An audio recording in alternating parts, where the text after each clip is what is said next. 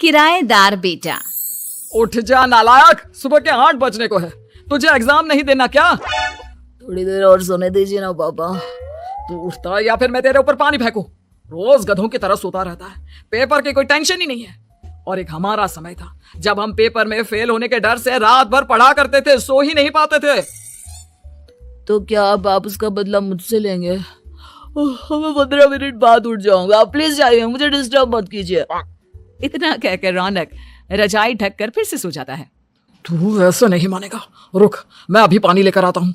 बस फिर क्या था, इतना कहकर वो भागते हुए बाथरूम में जाते हैं और पानी की एक बड़ी सी बाल्टी लाकर रौनक के ऊपर फेंक देते हैं। पानी पड़ते ही रौनक झट से उठ जाता है। ये आपने क्या किया पापा? अब तू उठेगा नहीं तो यही करना पड़ेगा ना। वैसे थैंक्स डैड, आपके कारण अब मुझे नहाने की भी जरूरत नहीं पड़ेगी। चलिए अब आप माँ से बोलकर मेरे कपड़े निकलवा दीजिए, तब तक मैं ब्रश कर लेता हूँ। वैसे कल ना आप एक काम और करना, नहलाने के साथ साथ मुझे ब्रश भी करवा देना। ये ब्रश करने में ना मुझे बहुत आलस आता है। रौनक की बातों से अरविंद का मुंह खुला का खुला रह जाता है। वो अपनी पत्नी कमला के पास जाता है और रौनक की हरकतों के बारे में बताता है, जिसे सुन उसकी पत्नी हंसने लगती है। तुम अपने बेटे को समझाने के बजाय हंस रही हो। रौनक बच्चा है, धीरे धीरे सुधर जाएगा, आप क्यों उसके पीछे पड़े रहते हो? अभी नहीं सुधरेगा तो कब सुधरेगा? 10वीं क्लास में है रौनक, वो अब कोई बच्चा नहीं रहा। अरविंद की इतना बोलते ही वहाँ रौनक भी आ जाता है। क्या डैड, मैंने आपको एक काम दिया था, वो भी नहीं हुआ आपसे। अरे क्या हुआ बेटा? माँ, मैंने डैड से बोला था कि वो आपको बोलकर मेरे स्कूल की यूनिफॉर्म निकाल दे, लेकिन मेरे पीछे पड़ने के अलावा इनसे एक काम ढंग से नहीं होता। देख रही हो कमला, देख रही हो अपने लाडली को? अरे आप चुप रहिए जी। चलो बेटा, मैं तुम्हें कपड़े निकाल कर दे देती हूँ बस। ऐसे ही साल पर साल बीतते जाते हैं, लेकिन रौनक के रवैये में कोई बदलाव नहीं आता। वो पहले से भी ज्यादा आलसी और पूरी तरह अपने माता पिता पर निर्भर हो जाता है। 2 साल बाद पता नहीं कहाँ गायब रहता है पूरे दिन, अब तक तो आ जाना चाहिए था। अरे आप इतनी फिक्र क्यों कर रहे हैं उसकी? दोस्तों के साथ खेल रहा होगा, आ जाएगा अभी। ये कोई टाइम है खेलने का? 10 बजने वाले हैं, इतनी रात में कौन खेलता है? कमला कुछ कहती उससे पहले ही रौनक वहाँ आ जाता है। मम्मी जल्दी से खाना लगा दो, बहुत भूख लग रही है।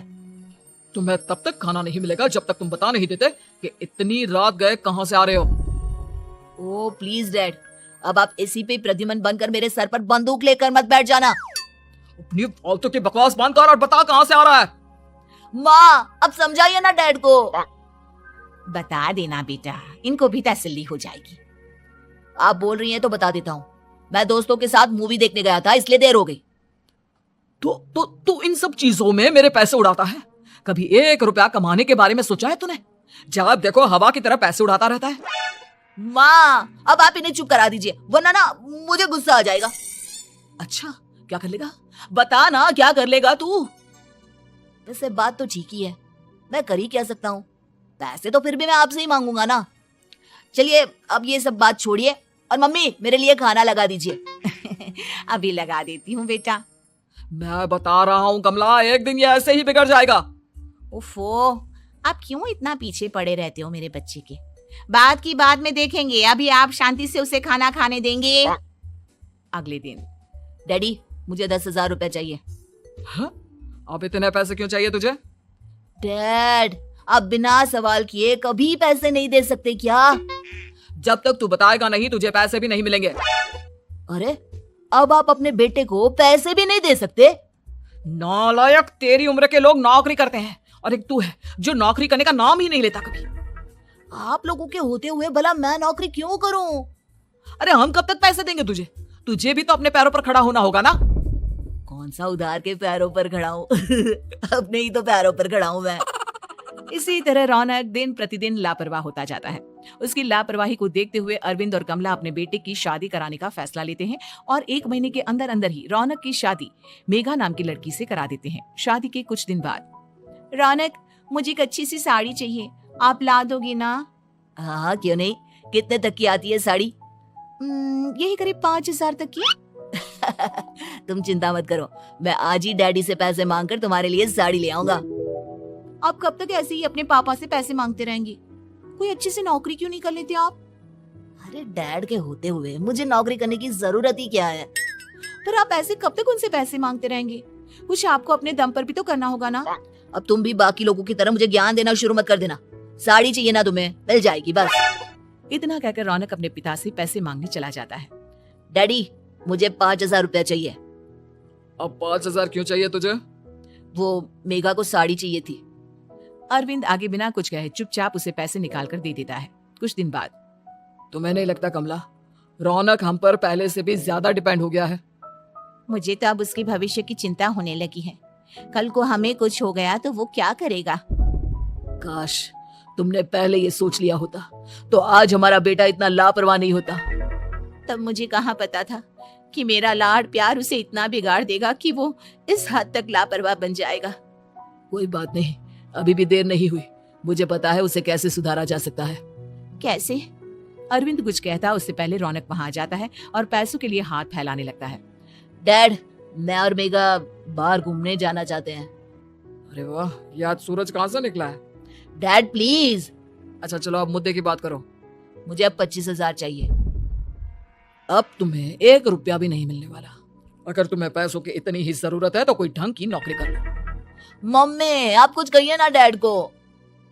बेटा वो गलत क्या बोल रहे हैं? ये सब हम तेरे भले के लिए ही तो कर रहे हैं। मम्मा मैंने बताया ना आपको, मुझे नहीं करनी कोई जॉब वॉब। तो ठीक है, निकल जाओ हमारे घर से। तुम्हारे जैसे लोगों के लिए मैंने ये घर खड़ा नहीं किया है। जितना ये घर आपका है ना उतना ही मेरा भी है। मैं कहीं नहीं जाने वाला। जाना तो पड़ेगा ही तुझे, क्योंकि अब मैं तेरा कोई भी खर्चा नहीं उठाने वाला। ठीक है मत उठाइए मेरा खर्चा, मैं अपने दम पर भी जी सकता हूँ। तो बेशर्मों की तरह अब तक यहाँ क्यों खड़ा है? अपना सामान ले आओ, निकल जाए यहाँ से। रौनक पैर पटकते हुए वहां से चला जाता है। घर से निकालना जरूरी है क्या उसे? बिना पैसों के कौन रखेगा उसे किराए पर? अगर उसका भविष्य सुधारना है तो हमें अपने दिल पर पत्थर रखकर ये कदम उठाना ही होगा। दोनों बात कर रहे होते हैं कि रौनक अपनी पत्नी के साथ एक बड़ा सा बैग लेकर घर से निकल जाता है, लेकिन घर से बाहर उसे कोई भी मुफ्त में अपने घर किराए पर नहीं रखता। अंत में थक हार कर वो फिर से अपने घर चला जाता है। क्या हुआ? थोड़ी देर पहले तो दहाड़ते हुए घर से निकला था, अब क्या हुआ? नहीं रखा ना किसी ने तुझे किराए पर? डैड प्लीज, मैं कुछ दिनों में कोई अच्छी सी नौकरी शुरू कर दूंगा। आप तब तक तो हमें रख लीजिए प्लीज। सुबह से रात हो चुकी है लेकिन कोई हमें रखने को राजी नहीं है। अब आप ही बताइए, इतनी रात को मैं मेघा को लेकर कहाँ जाऊंगा? ठीक है, बहू की वजह से मैं तुझे घर पर रख रहा हूँ, लेकिन तू इस घर में एक बेटे की नहीं बल्कि एक किराएदार की हैसियत से रहेगा। 3 महीने हैं तेरे पास। इन 3 महीनों के अंदर अंदर मुझे तेरी पहली तनख्वाह हाथ में चाहिए, समझ गया? पक्का डैड, इन 3 महीनों के अंदर अंदर तो कोई बढ़िया सी नौकरी ढूंढ ही लूंगा मैं। ऐसे ही धीरे धीरे समय बीतने लगता है और अरविंद के दिए 3 महीनों में से 2 महीने बीत चुके होते हैं। पापा जी ने हमें 3 महीने दिए थे, जिसमें से 2 महीने तो बीत चुके हैं। अब ये आखिरी महीना बचा है। अरे तुम चिंता मत करो, आज मेरा ना 2 जगह इंटरव्यू है, दोनों में से कहीं ना कहीं तो जॉब लगी जाएगी। अच्छा, all the best. Raunak interview के लिए निकल जाता है, जिसके बाद शाम में रौनक घर आता है। कैसा गया इंटरव्यू? आपकी नौकरी लगी या नहीं? अरे पहले सांस तो ले लेने दो अच्छे से। बताइए ना, मुझसे तो जरा भी इंतजार नहीं हो रहा है। वो दरअसल बात यह है कि मेरी नौकरी तो लग चुकी है लेकिन पैसे बहुत कम है। कितने पैसे हैं? 15,000। इतने में अरविंद और कमला मिठाई का डिब्बा लेकर आ जाते हैं। बधाई हो बेटा। हम जानते थे तेरी जॉब जरूर लगेगी। लेकिन मेरी सैलरी बहुत कम है मम्मा। कम है तो क्या हुआ, धीरे धीरे बढ़ जाएगी। हाँ बेटा, हम तो बस चाहते थे कि तू अपने पैरों पर खड़ा हो जाए। मतलब अब आप मुझे घर से नहीं निकालेंगे? नहीं, ये सब हमने तुझे जिम्मेदार इंसान बनाने के लिए किया था। Thank you mummy papa. अगर आप दोनों ऐसा नहीं करते तो मुझे कभी अपनी जिम्मेदारियों का एहसास तक नहीं होता। आज आपने मुझे सिखा दिया कि इंसान का अपने पैरों पर खड़ा होना भी जरूरी होता है। इतना कहकर रौनक झट से अपने माता पिता के गले लग जाता है और अपनी कमाई की पहली तनख्वाह वो अपने माता पिता के हाथ में सौंपता है। इस तरह रौनक एक गैर जिम्मेदार व्यक्ति से एक जिम्मेदार व्यक्ति बन जाता है।